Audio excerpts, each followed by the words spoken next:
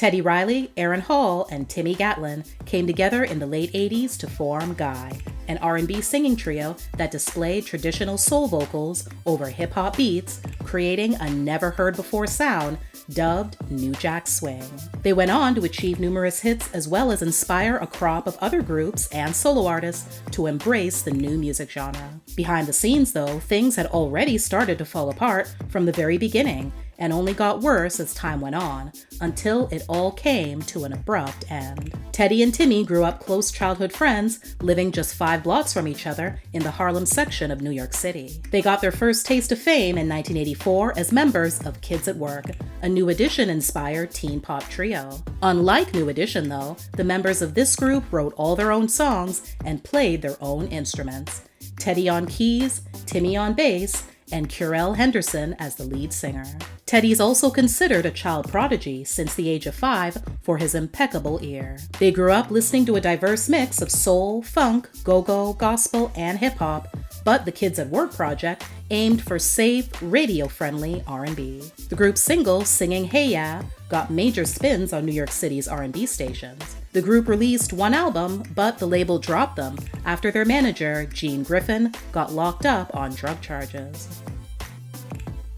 Reeling from the disappointment, Teddy graduated from high school and dove headfirst into the city's hip-hop scene, working on Dougie Fresh and the Get Fresh Crew's 1985 hit The Show and Kool Moe Dee's Go See the Doctor. Timmy found himself selling women's shoes in a Brooklyn department store. There, he would meet co-worker Aaron Hall, a pastor's son and rising local gospel star whose powerhouse vocals sounded just like Charlie Wilson.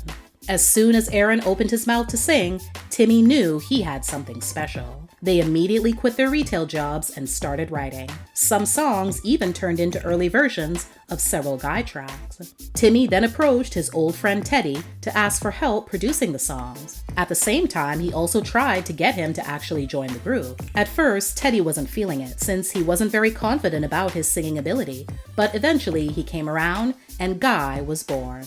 Despite the name, Guy wasn't the work of one guy, but of 3, all in their early 20s. Teddy, the resourceful producer, Timmy, the passionate songwriter, and Aaron, the golden voice.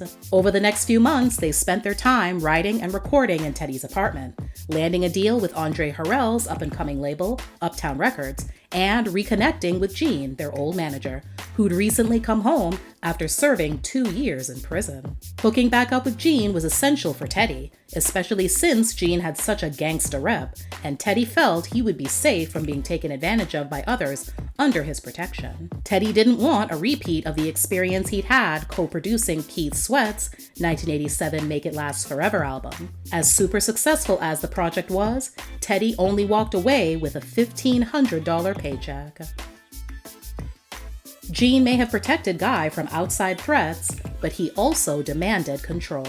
As the guys prepared to release their first album, their manager named himself a writer and producer on every track, though he'd had little to no hand in the music, and slid a thick new management contract in front of each member. Timmy, the true author of nearly every song on the album, refused to sign it. After a good old-fashioned cuss-out over the phone, Gene kicked Timmy out of the group.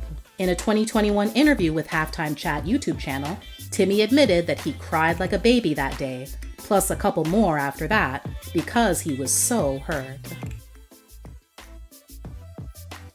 It was too late, though, to remove Timmy's vocals and too late to reshoot the album cover that featured the original 3. This presented a lot of confusion for fans when they saw who was on the cover versus who they saw in the music videos. Even more oddly, in the liner notes, Gene listed the members of Guy in the following order: himself, Teddy, Aaron, and Damion, Aaron's brother brought in as Timmy's replacement. Released in the summer of 1988, Guy's self-titled debut redefined R&B music for the hip-hop generation. 5 singles were released from the project, with I Like being the only one that managed to crack the Billboard Hot 100. The things you do to me. 4 of the album's singles did become significant R&B chart hits. helping propel the album to double platinum status. The trio would become best known for their melodic, up-tempo, synth funk, and for positioning Teddy as the genius at the center of the new jack swing craze. The group's sound started to cross over to pop radio too, thanks to Teddy's production work on hits for other artists, including Bobby Brown's My Prerogative and Johnny Kemp's Just Got Paid. He also found time to produce the debut album of his brother's group, Rex and Effect, of which Teddy was a part-time member. Life moved along just nicely for Timmy as well. He married around the time of the completion of Guy's first album, and later went on to release his solo debut, Help, in 1989. He also continued to write and produce songs for other artists like Christopher Williams, Belle Biv DeVoe, Stephanie Mills, and Ralph Tresvant. In the fall of 1990, Guy released their follow-up album, The Future. Again, the project didn't score any top 40 hits, but the album's 5 singles did very well on the R&B chart, securing the project another platinum ranking. Soon after, though, Guy disbanded. The reason why, according to Damion in a 2021 interview with Vlad TV, had everything to do with Teddy being pushed to the forefront by the powers that be. By doing so, it left a bad taste in Aaron and Damion's mouths. Teddy then filed suit against Gene, alleging millions in stolen publishing revenue.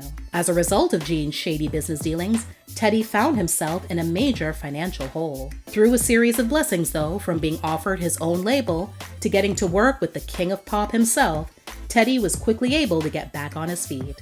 He also founded a second successful R&B group called Blackstreet. Both Hall brothers each pursued solo careers during the 90s. Aaron released his solo debut, The Truth, in 1993, but before it dropped, he enjoyed achieving his first #1 R&B solo hit with the album's lead single, Don't Be Afraid. Brother Damion followed with his solo album in 1994 titled Straight to the Point. Aaron's sophomore effort, Inside of You, dropped in 1998. Aaron also experienced some intense ups and downs during the decade.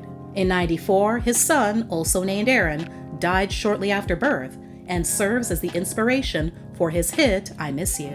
The following year, the singer caught an assault charge and was later sentenced to 5 years probation. At one point, the courts even ordered him to undergo a couple of years of anger management. He would end up being late to one of the sessions and ultimately sentenced to 11 months in Rikers Island. He later claimed he was delayed while traveling to witness the birth of another son.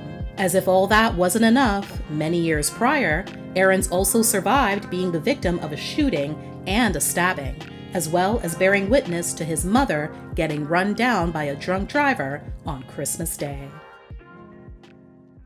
On the cusp of the new millennium, Teddy and the Hall brothers reunited to release their first album in 10 years, titled Guy 3. It didn't do very well as it lacked the vitality of their earlier work. It did feature the track Dancin', which peaked at number 19 on the Hot 100 chart, surprisingly becoming their biggest pop hit. Yup, you heard that right. Not I Like or Let's Chill. Dancin' is their biggest claim to pop fame.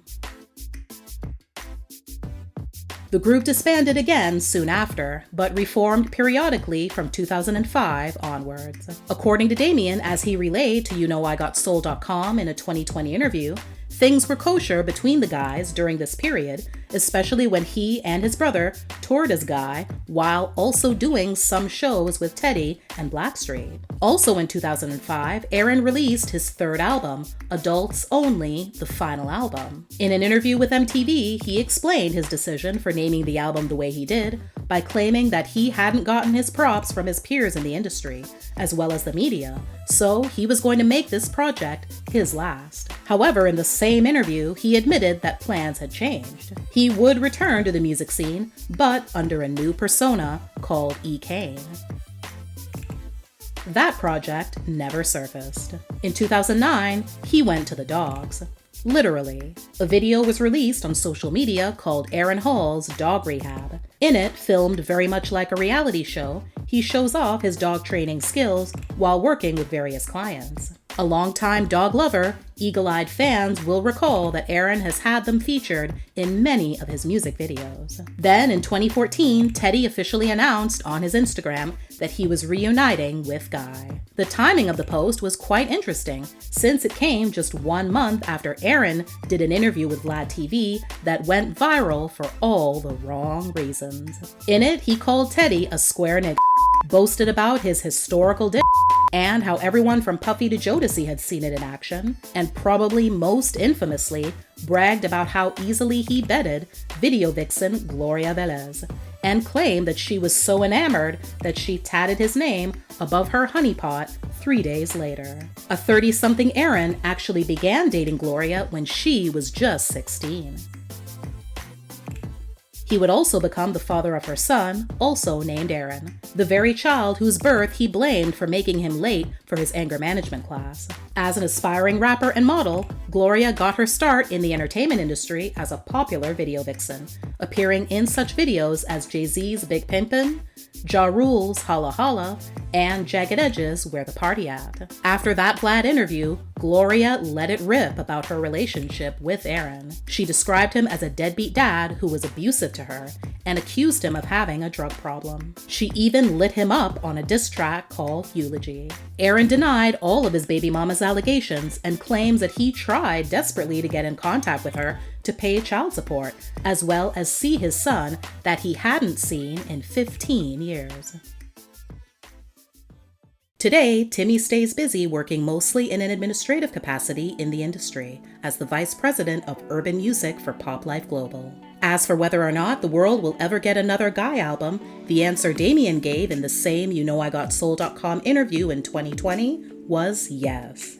Perhaps to do his part to speak things into existence, he even snuck in a mention of a Guy tour in the new year into the caption of a September 2022 Instagram post.